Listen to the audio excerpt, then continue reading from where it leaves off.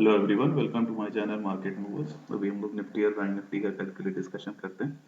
तो निफ्टी और bank Nifty का डिस्कशन करने से पहले हम लोग एक बार थर्सडे का जो व्यू था उस पर डिस्कस कर लेते हैं। तो थर्सडे को मेरा यही व्यू था कि अगर हमको गैप डाउन मिलेगा और गैप डाउन मिलने के बाद ये वाला लेवल क्रॉस करेगा तो हम ज़रूर उसमें बाइंग कर सकते हैं। और गैप अप मिलेगा तो हम थोड़ा अवॉइड ही करेंगे क्योंकि ऊपर से भी रेजिस्टेंस है और वहाँ से भी सेलिंग आ सकती है। सो मंडे कल वाले फ्राइडे वाले दिन यही हुआ था कि गैप डाउन। मैंने ये भी कहा था कि फ्राइडे वाले दिन हमको एक पॉज टाइप की कैंडल भी मिल सकती है, डोजी टाइप की कैंडल भी मिल सकती है। देखिए, थोड़ा सा मार्केट के प्राइस एक्शन को अगर आप समझने की कोशिश करेंगे तो अगर डेली चार्ट पे अगर आप देखेंगे तो डेली चार्ट पे यहाँ पर एक ब्रेकआउट आया था काफ़ी टाइम पहले। तो अगर ये वाला लेवल मैं मार्क करता हूँ तो ये वाला लेवल करीब 17,600 के आसपास आता है। और अगर आप यहाँ पर ब्रेकआउट दिया था, ब्रेकआउट देने के बाद काफ़ी अच्छी रैली आई थी। तो कभी भी इस तरीके का जब ब्रेकआउट आता है, ब्रेकआउट होने के बाद एक काफ़ी अच्छी रैली आती है और मार्केट टॉप से जब करेक्शन आना लगता है तो यहाँ पे जब सपोर्ट के आसपास आता है जो कि इसका रिटेस्ट जोन भी होता है। तो देखिए, यहाँ पर जिसने भी बाइंग की होगी या कुछ लोग ऐसे भी होंगे जिन्होंने बाइंग यहाँ पे मिस हो गई होगी, तो वो लोग अपॉर्चुनिटी ढूंढते हैं कि मेरे को ये फिर से जब लेवल वापस मिले तो हम यहाँ पर फिर से अपनी बाइंग पोजीशन बनाएंगे। तो अभी मार्केट ऊपर जा रहा था और यहाँ से काफी अच्छी सेलिंग आ रही थी। सेलर तो डोमिनेट कर रहे थे। अभी सेलर डोमिनेट इसलिए कर रहे थे क्योंकि यहाँ पे कंटिन्यूसली करेक्शन आ रहा था और इसीलिए ये अपनी सेलिंग की पोजीशन बना के बैठे हुए थे। बट क्योंकि ये सपोर्ट था और रिटेस्ट जोन था तो ये जिन लोगों की बाइंग यहाँ पर मिस हो गई होगी उन लोगों को ये लग रहा होगा कि ये लेवल जब आएगा तो मैं फिर से यहाँ पे बाइंग करूंगा। तो इसीलिए यहाँ पर सेलर और बायर में काफी टफ फाइट रहती है। इस वजह से यहाँ पे एक पॉज कैंडल देखने को मिलती है। तो कभी भी सपोर्ट से ब्रेकआउट आने के बाद काफी अच्छी रैली होने के बाद वापस जब रिटेस्ट करता है तो वहां पे थोड़ा सा इंडिसिसिवनेस टाइप का सिचुएशन बन जाती है। तो इसीलिए ना सेलर स्ट्रांग रहते हैं ना बायर स्ट्रांग रहते हैं। तो हम लोग इस जगह पर मोस्टली डोजी टाइप की कैंडल ही एक्सपेक्ट करते हैं। तो अभी चलिए मंडे का हम लेवल डिस्कस कर लेते हैं कि मंडे को क्या होता है। तो मंडे के लिए अगर आप चार्ट देखते हैं 15 मिनट्स का चार्ट, 15 मिनट्स का अगर आप चार्ट देखेंगे तो इसमें आपको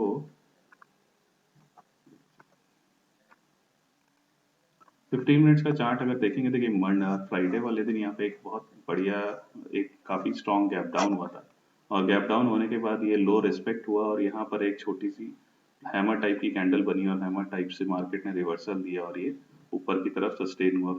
फिर से वहां पर एक सेलिंग आई और आखिरी के आधे घंटे में काफी तेज रिकवरी आई जिसने मार्केट को यहाँ पे 17,650 के आसपास लाकर क्लोज कर दिया था। अभी हमारा मंडे को क्या प्लान होना चाहिए? देखिए, ऊपर की तरफ अभी एक गैप पेंडिंग है जो कि 17,750 760 के आसपास निकल कर आता है। तो हमारी क्या पोजीशन होनी चाहिए? और अगर अभी अभी एसजीएक्स भी देखेंगे तो एसजीएक्स अभी 200 पाउंड डाउन पॉइंट्स डाउन दिखा रहा है।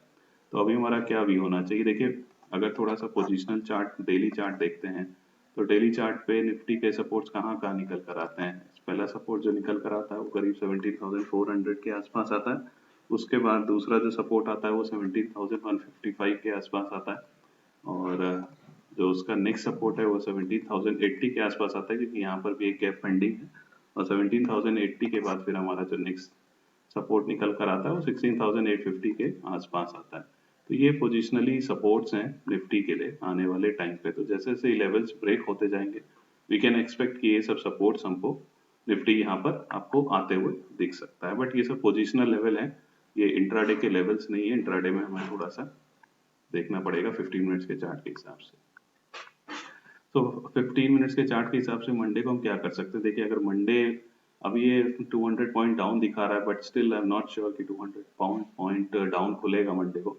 बट अगर 200 पॉइंट्स डाउन खुलता है तो क्योंकि 17,400 के आसपास भी सपोर्ट है और यहाँ पर अगर देख लीजिए, अगर यहाँ पर कहीं देख लो के आसपास खुलता है, 17,500 के आसपास खुलता है और वहां पर अगर आपको कोई स्मॉल हैमर टाइप की कैंडल मिलती है या बुलिश प्राइस एक्शन मिलता है तो वहां से फिर से एक लॉन्ग की पोजीशन बना सकते हैं।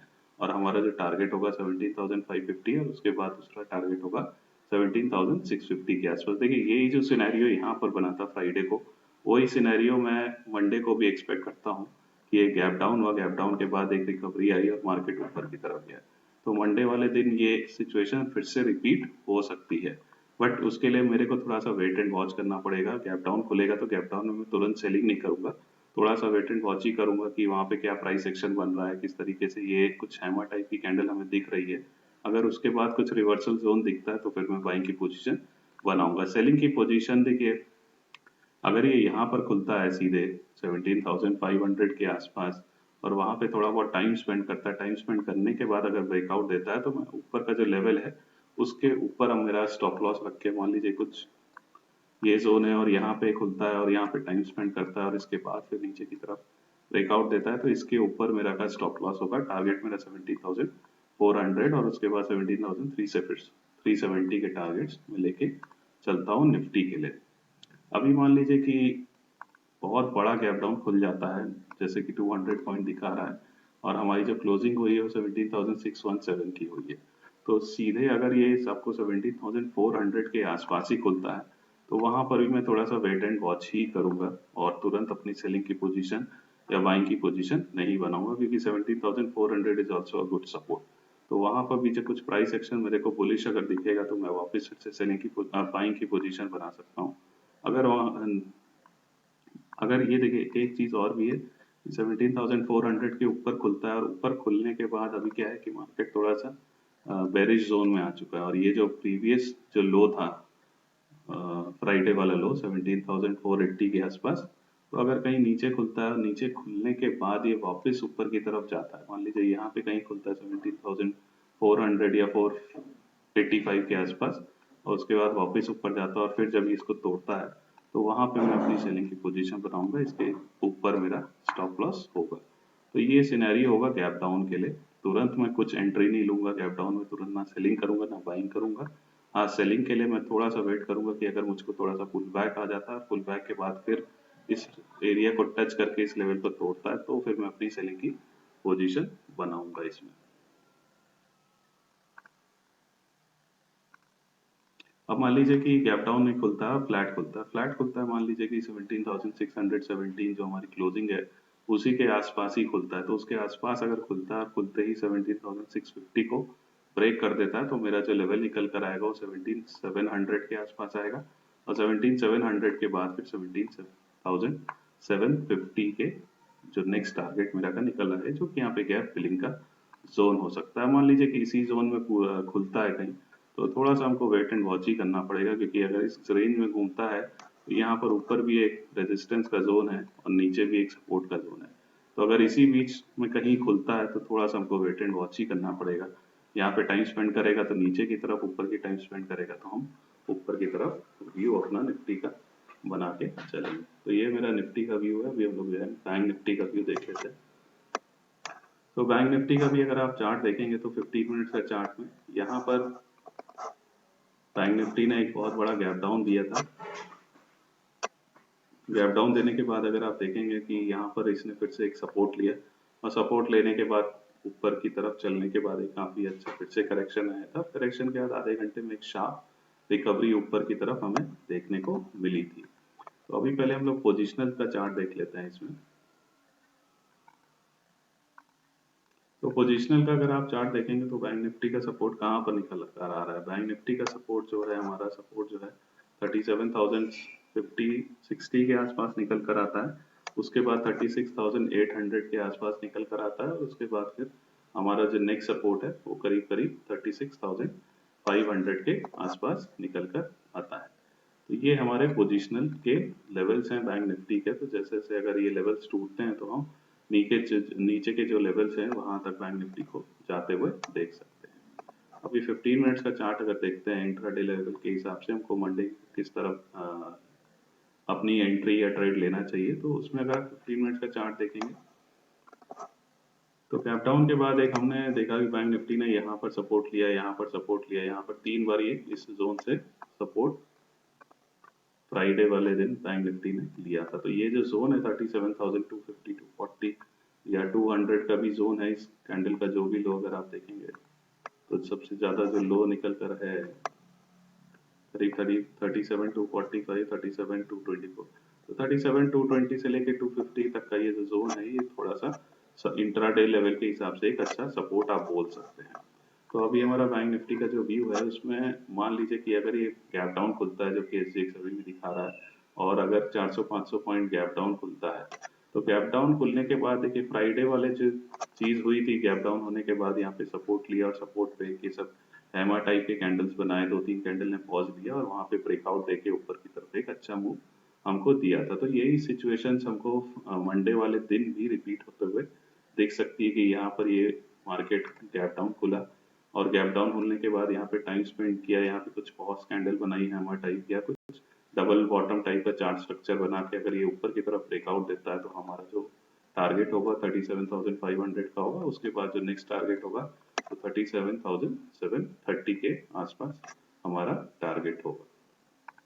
तो ये तो गैप डाउन में हो गया। और गैप डाउन में मान लीजिए फिर गैप डाउन में दूसरा सिनेरियो ये है कि यहीं पे टाइम स्पेंड करता है और यहाँ पे टाइम स्पेंड करके इसको ब्रेक कर देता है, तो फिर हमारा जो नेक्स्ट टारगेट निकल कर आएगा वो 37,050 का आएगा और उसके बाद फिर जो नेक्स्ट टारगेट आएगा वो 36,800 के आसपास के लेवल्स निकल कर आते हैं। तो ये हमारा गैप डाउन की सिनेरियो है कि हमको किस कब बेरिश डिसाइड करना है, कब हमको बुलिश एक्शन लेना है। अब मान लीजिए कहीं फ्लैट खुल जाता है और फ्लैट कहीं जो ओपनिंग प्राइस है 574 उसी के आसपास कहीं बैंक निफ्टी खुलता है। अभी खुलने के बाद जैसे ही इस लेवल को क्रॉस करेगा तो हमारा ये जो गैप पेंडिंग है 37,850 वहां तक हम बैंक निफ्टी का टारगेट एक्सपेक्ट कर सकते हैं। अगर इन केस गैप अप खुलता है, जो कि अभी ऐसा कुछ दिख नहीं रहा है क्योंकि एसजीएक्स 200 पॉइंट डाउन है, तो गैप अप होगा तो गैप अप में थोड़ा सा हमको अवॉइड ही करना पड़ेगा क्योंकि अभी मार्केट पूरा बेरिश जोन में आ चुका है और हर जोन पर हमको सेलिंग प्रेशर दिखाई देगा। तो गैप अप में हमको थोड़ा सा वेट एंड वॉच ही करना पड़ेगा। प्राइस एक्शन अगर बुलिश बनता है तो हम थोड़ा सा बुलिश स्टैंस लेंगे, नहीं तो अभी फिलहाल सेल ऑन राइस का ही मार्केट है, तो बेसिकली मैं हर राइस पे सेल करने का ही अपना थॉट रखूंगा। तो ये 2-3 सिनेरियो हैं बैंक निफ्टी और निफ्टी के लिए मंडे के लिए। तो हम लोग देखते हैं मंडे को किस हिसाब से बैंक निफ्टी और निफ्टी खुलता है और उस हिसाब से हमारा ट्रेड प्लान रेडी है।